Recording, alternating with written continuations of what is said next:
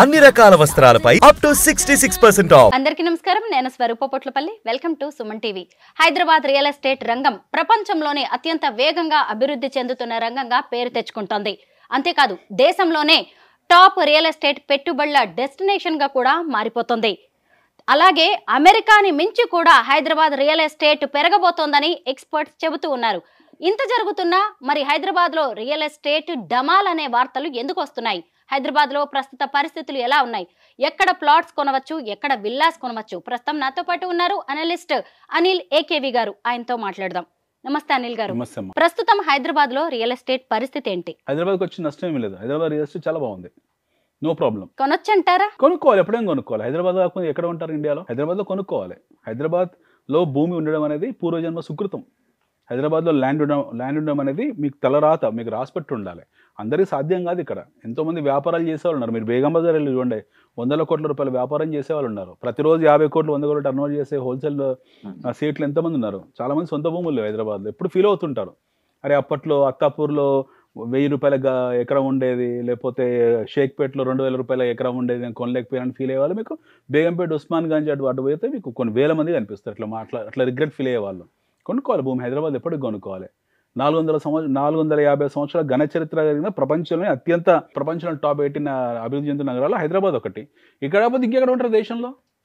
ప్రతి తెలుగువాడికి హైదరాబాద్లో భూమి ఉండడము, లేదా అపార్ట్మెంట్ ఉండడము, నేల ఉండడం అనేది అది ఇట్స్ ఆయన హక్కు. అది దట్స్ ఈజ్ ఫండమెంటల్ రెస్పాన్సిబిలిటీ. ఆయనకు ఉండాలి ఖచ్చితంగా. మీకు ఉండాలి, నాకు ఉండాలి, ప్రతి ఒక్కరికి ఉండాలి. 200 గజాలు, 300 గజాలు, 400 గజాలు హైదరాబాద్ పెరిఫరల్లో ఎక్కడైనా సరే విత్ ఇన్ ది సిటీలో కొనుక్కోగలిగితే కొనుక్కోవచ్చు. లేకపోతే చుట్టుపక్కల 40-50 కిలోమీటర్ల పరిధిలో ఎక్కడున్నా కొనుక్కోవాలి. మీరు మీ పిల్లలకు రేపొద్దున వాటిని ఒక వారసత్వ సంపదకి ఇవ్వాల్సిన అవసరం మీకుంది. And Hyderabad will not stop from here. ఇది ఇంకా ముందుకు పోతుంది. దీన్ని ఎవరు ఆపలేరు. 450 సంవత్సరాల చరిత్ర. ఎప్పుడో మొహమ్మద్ కులీ కుతుబ్ షా కట్టినప్పటి నుంచి మొదలు పెడితే ఈ రోజు వరకు ఇంతమంది ముఖ్యమంత్రులు, ఇంతమంది ప్రధానమంత్రులు, ఒకవైపు నిజాం పరిపాలన, తర్వాత స్వతంత్ర భారతదేశాన్ని, ఉమ్మడి రాష్ట్రాన్ని, ప్రత్యేక తెలంగాణని, ఇన్నింటిని చూసిన హైదరాబాద్ ప్రపంచాన్ని చూసింది 450 సంవత్సరాల నుంచి. లాస్ట్ 450 years నుంచి ఎంతోమందికి భిక్ష పెట్టిన దాతృత్వం కలిగిన మహానగరం ఇది. కన్నతల్లి లాంటిది, కడుపులో పెట్టి కాపాడుకునే నగరం హైదరాబాద్. కాకపోతే ఎక్కడ ఉంటారమ్మా? హైదరాబాద్ లో భూములు కొనండి అని మీరు ఇంత ధైర్యంగా, బలంగా, స్పష్టంగా చెబుతున్నారు. హైదరాబాద్ అనే కాదు, తెలంగాణలో రియల్ ఎస్టేట్ డౌన్ అయింది అని కొంతమంది చెబుతున్నారు. ఇందులో నిజం లేదంటారా? రియల్ ఎస్టేట్ డౌన్ కావడమో డౌన్ కాకపోవడం కారణాలు ఉంటాయి. There is nothing called as real estate. First మనం మాట్లాడుకోవాలి, అసెట్ మేనేజ్మెంట్ గురించి మాట్లాడుకోవాలి.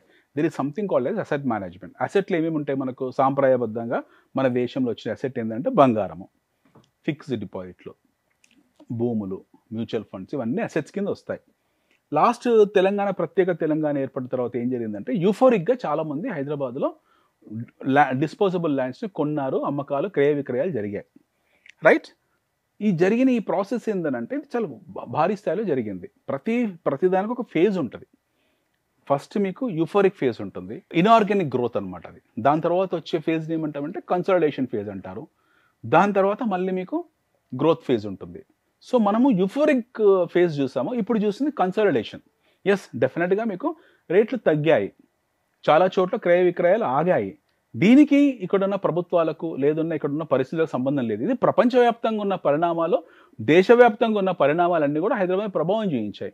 కొన్ని సెగ్మెంట్స్ మీద తీవ్రమైన ప్రభావం చూపించాయి. Especially middle class, lower middle class segments దేశం మొత్తం కూడా స్తబ్దులో ఉంది. బికాస్ ఆఫ్ లే ఆఫ్ జరగవచ్చు, అంటే ఇప్పుడు జరుగుతున్న ఐటీ రంగంలో ఉన్న స్తబ్దత, దాని ప్రభావం. ఎందుకంటే majority of the buyers in Hyderabad happen to be the IT buyers ఉంటారు. 70% వాళ్ళే ఉంటారు. ఎన్ఆర్ఐస్ చాలామంది ఉంటారు.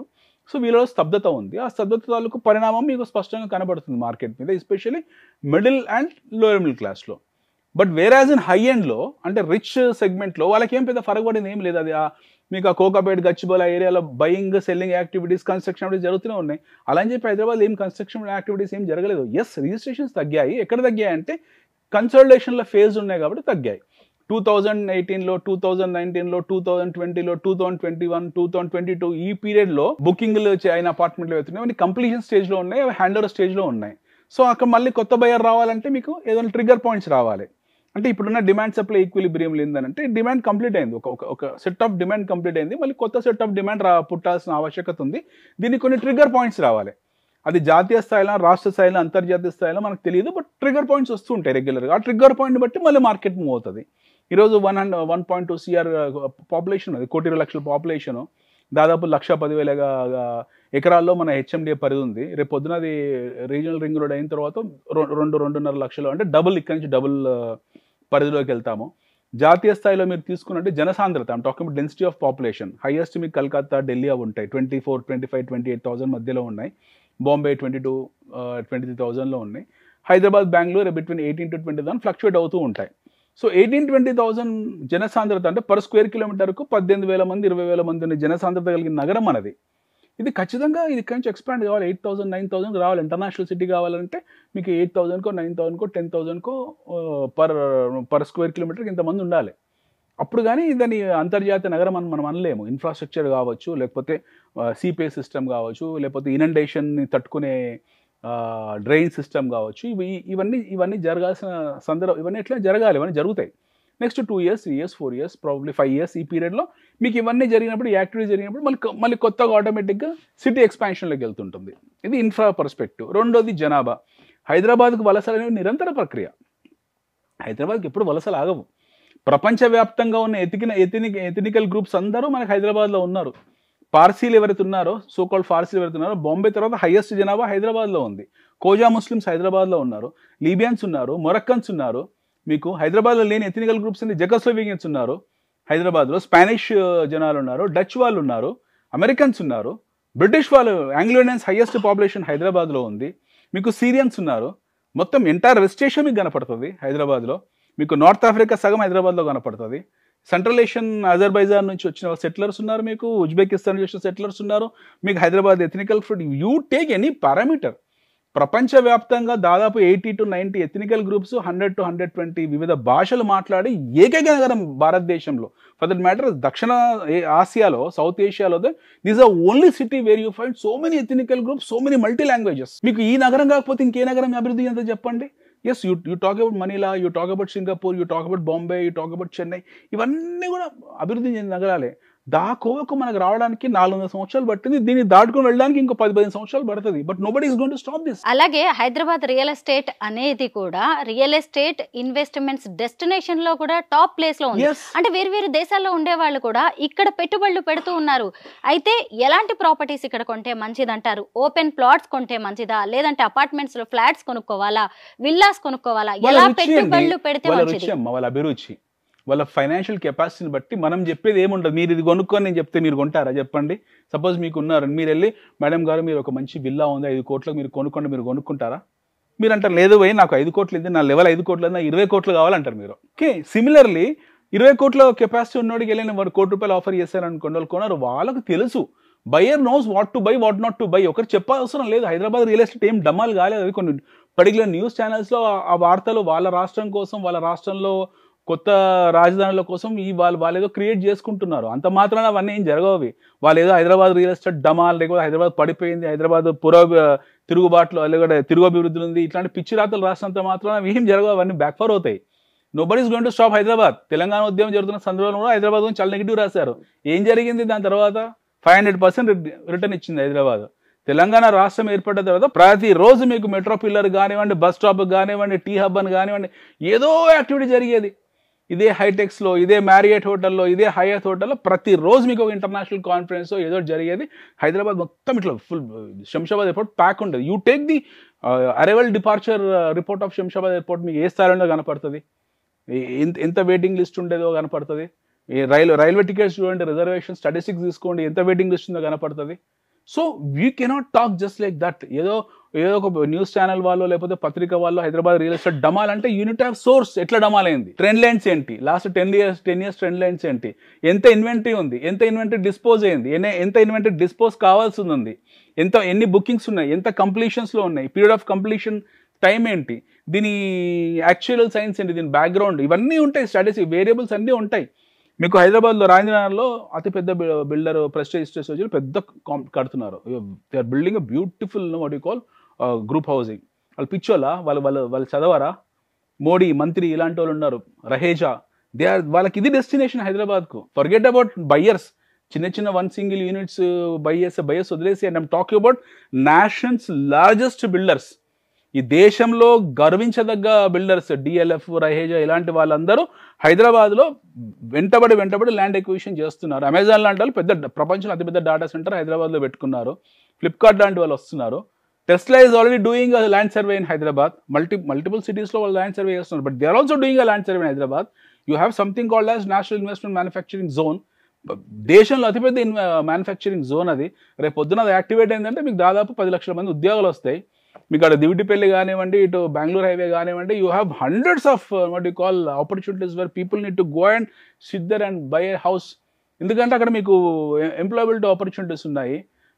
Hyderabad is not west zone centric. Hyderabad is across the city. ఒక చోటికి సెంట్రిక్ కాదు ఇది.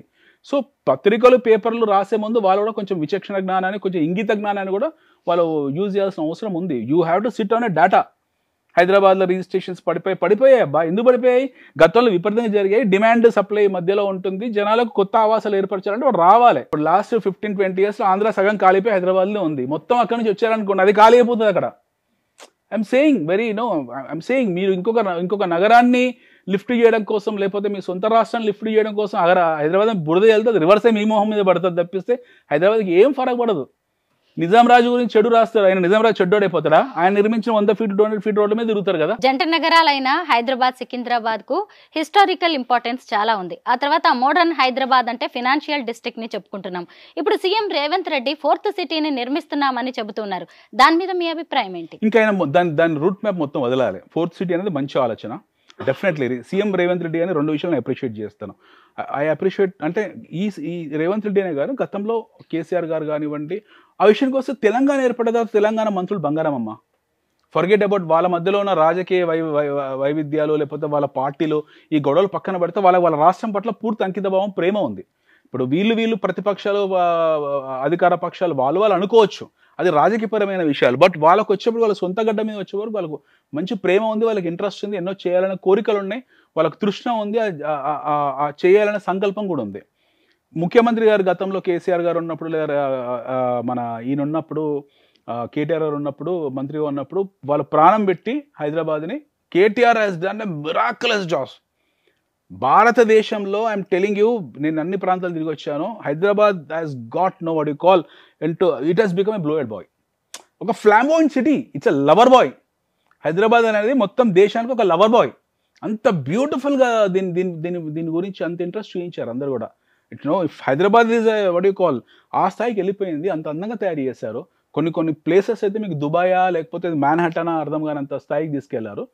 ఎస్, వాళ్ళ తర్వాత రాజకీయ పరంగా కొత్త ప్రభుత్వం వచ్చింది, వీళ్ళేం ఆగలేదు, వీళ్ళు కంటిన్యూ చేస్తున్నారు. అక్కడ నుండి ఉన్నదాన్ని అలాగే పరిరక్షించుకుంటూ కొత్తదాన్ని యాడ్ చేసుకుంటూ వెళ్తున్నారు. హైడ్రాని తీసుకొచ్చారు ఎంక్రోచ్మెంట్స్ని క్లియర్ చేయడానికి. అది కొంచెం కన్ఫ్యూజన్లో వెళ్ళింది అనుకోండి. But otherwise it's a good activity. Hydraa is definitely good activity. హైదరాబాద్లో మనీ లాండరింగ్ స్కీమ్స్ జరిగాయి, చాలా మనీ లాండరింగ్. అలా తెలంగాణలో వెళ్ళాడు, చాలా మనీ లాండరింగ్ స్కీమ్స్ జరిగాయి. రియల్ ఎస్టేట్లో మనీ బ్యాక్, ఇది సపరేట్ సెషన్ చేద్దాము. మీ జూబ్లీస్లో 5 మంది పేర్లు చెప్తాం విత్ 100 డాక్యుమెంట్లు. హైదరాబాద్లో మనీ లాండరింగ్ స్కీమ్స్ జరిగాయి. 10-15 వేల కోట్ల రూపాయలు అమాయకమైన ప్రజల సొమ్ము మింగేశారు కొంతమంది.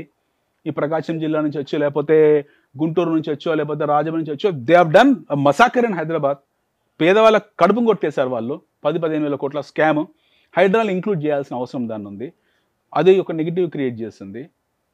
హైడ్రా డెఫినెట్లీ ఒక నెగిటివిటీ క్రియేట్ చేస్తుంది. ఎందుకంటే వాళ్ళు దుందుడు చర్యలు మొదట్లో కొంచెం తొందరపడి కొన్ని చేశారు కాబట్టి, దట్ టు అప్రూవ్డ్ ప్రాజెక్ట్స్ మీద కొన్ని నెగిటివ్ వెళ్ళింది. But otherwise Hydraa is a very good activity. Encroach ల్యాండ్స్ని క్లియర్ చేయాల్సిన అవసరం ఎంతైనా ఉంది. ఎస్పెషల్లీ సీపేజ్ విషయంలో హైడ్రా చాలా ముందుకు వెళ్తుంది. ఇప్పుడు మీరు అన్న 4th సిటీ రూట్ మ్యాప్ వల్ల ఇంక్లూజన్స్ ఏంటి, ఎక్స్క్లూజన్స్ ఏంటి, వాళ్ళలో ఇన్ఫ్రా ఏంటి, ఏ ఇండస్ట్రీ వస్తుంది, ఎంత ఎంప్లాయ్మెంట్ వస్తుంది, వాళ్ళు ఎన్ని SEZలు వస్తాయి, అందులో ఏ ఇండస్ట్రీ పర్టికులర్గా వస్తుంది, రీసెర్చ్ సెంటర్స్ ఎంత వస్తాయి, దీని గురించి పూర్తి స్థాయిగా వాళ్ళు ఒక రూట్ మ్యాప్ వదిలారు. అంటే ఎస్పెషల్లీ మీరు ఫార్మాసిటీ గురించి మాట్లాడినప్పుడు కేటీఆర్ గారు కంప్లీట్ ఫార్మాసిటీ తాలూకు రూట్ మ్యాప్ వదిలారు. అంటే ఒక విద్యార్థి అందులోకి వెళ్ళి ఒక బ్యాగ్ తీసుకునే వెళ్ళి జాయిన్ అయితే, ఒక కోర్సు జాయిన్ అయితే, మళ్ళీ వాడు అందులో ఉద్యోగం చేసి రిటైర్ అయ్యి బయటకు వచ్చే వరకు కూడా కంప్లీట్ రూట్ మ్యాప్ ఏర్పడింది ఫార్మాసిటీ. ఎస్పెషల్లీ దాన్ని బేస్ చేసుకొని వాళ్ళు మేఘాల మీద రోడ్లు వేసుకుంటూ వెళ్ళిపోయారు. దేవడనే ఫెంటాస్టిక్ జాబ్. అక్కడనే అమెజాన్ వచ్చాయి. సిమిలర్లీ ఫ్యూచర్ సిటీ ఇప్పుడే brain child of Revanth Reddy గారు, హానరబుల్ సీఎం, ఇప్పుడే మొదలైంది. అది బహుశా నెక్స్ట్ ఇయర్కి దీని తాలూకు ఏదైనా రూట్ మ్యాప్ ఇస్తారు. బట్ ఇది ఆగదు. They will do fantastic job. అనుమానం కూడా పెట్టుకోవాల్సిన అవసరం లేదు. ఫ్యూచర్ సిటీ దాని కార్యాచరణ దాల్చిన నాడు మీకు అదే యూఫరిక్ వెళ్ళిపోతుంది అది కూడా. సో హైదరాబాద్ నెట్ ఏంటంటే ఎవడో వచ్చి ఏదో మాటలో డమాలని రాసినా పడిపోయిందని రాసినా అవి ఏం జరగవు. హైదరాబాద్లో రూపాయి అమ్మబోతే అడివి కొనబోతే కొరివి. మీరు వెయ్యి అడగండి ఎవరన్నా తగ్గిస్తారని, ఎవడో తగ్గాడు. అసలు యాక్టివిటీ జరగట్లేదు. ఇప్పుడు ఈ చందానగర్, మియాపూర్, కొత్త ఏరియాస్, ఇంద్రేశం అటువంటి కొన్ని ఏరియాస్ ఉన్నాయి. పోయి అడగండి, 2,000 రూపాయలు తగ్గియమనండి, 1,00,000 రూపాయలు గజం చెప్తాడు, 2,000 తగ్గిస్తాడు. మీరు అడిగిన రేట్కి ఇయ్యడు. So it is nonsense, absolute nonsense. ఎవరైతే పనిగట్టుకొని హైదరాబాద్ బురద జల్లాలని చూస్తున్నారో ఆ బురద అంతా వాళ్ళ మీదే పడుతుంది. 450 సంవత్సరాల ఘన చరిత్ర అయిన ప్రపంచంలో ఎన్నో ఎథనికల్ గ్రూప్స్ ఉన్నాయి ఏకైక నగరం. ఇంకొక విషయం చెప్తున్నా మీకు, అతి ముఖ్యమైనది ఏంటంటే Hyderabad is going to become Asia Pacific head quarter. ఇలా అనుమానం కూడా పెట్టుకోవాల్సిన అవసరం లేదు. ఏషియా పసిఫిక్ మొత్తం రీజియన్కు, ఇందులో 20 దేశాలకు హెడ్ క్వార్టర్ అయ్యే సిటీ హైదరాబాద్. దీనికి పారామీటర్స్ ఏంటంటే నెక్స్ట్ టైం మీకు ఎపిసోడ్ చేసి మీకు చెప్తాను. I will give some 20 parameters and how Hyderabad is going to hit 2 crore population very shortly. Hyderabad already 100 billion economy. Will be, మన సీఎం అన్నారు రోజు ట్రిలియన్ ఎకానమీ అని చెప్పి. వీ డోంట్ నో, వచ్చి 15-20 ఏళ్ళ ట్రిలియన్ ఎకానమీ అవుతాం మనం. అన్ని ఆపర్చునిటీస్ హైదరాబాద్కు ఉన్నాయి. ఇంతవరకు హైదరాబాద్ మనం ఇంకా మూవ్ కావడం చూడలేదు, ఇంకా మూవ్ అవుతుంది ముందు. వి విల్ బి టాప్ 40-50 సిటీస్లో వచ్చినాడు. దిస్ గేమ్ చేంజ్ ఇంకో రకంగా ఉంటుందమ్మా. హైదరాబాద్ రియల్ ఎస్టేట్ కి కొత్త డెఫినేషన్ చెప్పారు. Thank you so much Anil KV గారు.